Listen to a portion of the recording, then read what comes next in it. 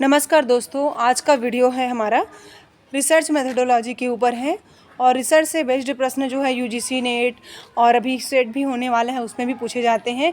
PhD प्रवेश परीक्षा में भी इससे संबंधित प्रश्न आते हैं। कल्पना की आवश्यकता किस शोध में होती है?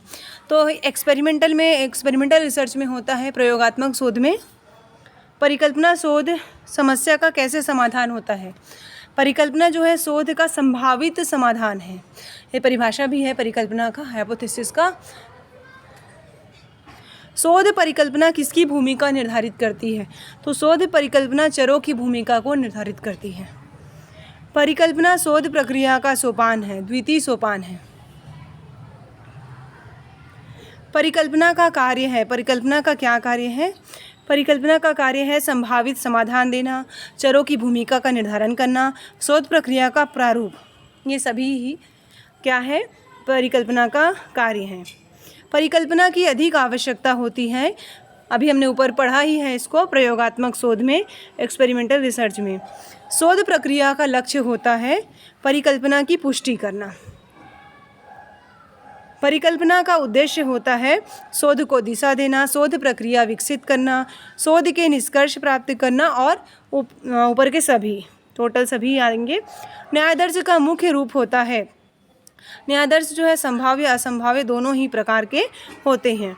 न्यायादर्श मतलब सैंपल है ना, न्यायादर्श का उपयोग किया जाता है।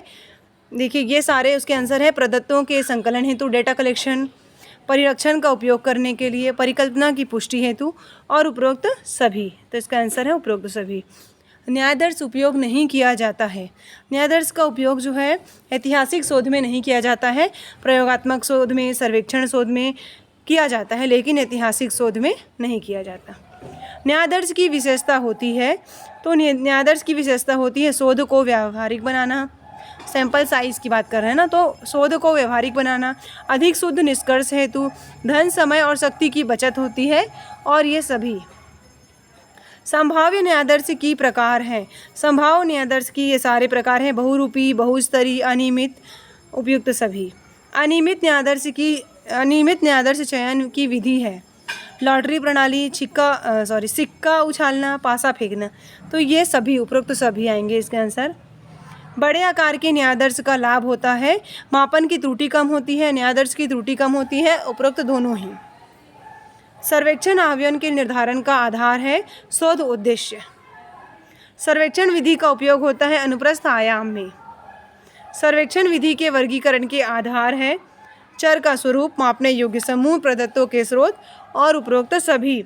सर्वेक्षण विधि के निष्कर्षों की वैधता है बाह्य। सर्वेक्षण विधि में प्रयुक्त करते हैं क्या क्या प्रयुक्त? प्रश्नावली, परीक्षण, अनुसूची और सभी। प्रयोग की विशेषता होती है निरीक्षण करना, मापन करना और नियंत्रण करना, उपरोक्त सभी। प्रयोगात्मक विधि तथा प्रक्रिया में ध्यान रखते हैं न्यायादर्श त्रुटि को, पुनरावृत्ति त्रुटि को, सामान्य त्रुटि को और सभी को।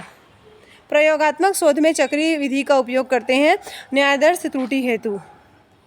प्रयोगात्मक शोध निष्कर्षों की वैधता होती है बाह्य वैधता, दोनों, आंतरिक वैधता, दोनों ही वैधता। इसका आंसर दोनों ही वैधता। कारण प्रभाव संबंध स्थापित किया जाता है प्रयोगात्मक विधि में। Thank you so much.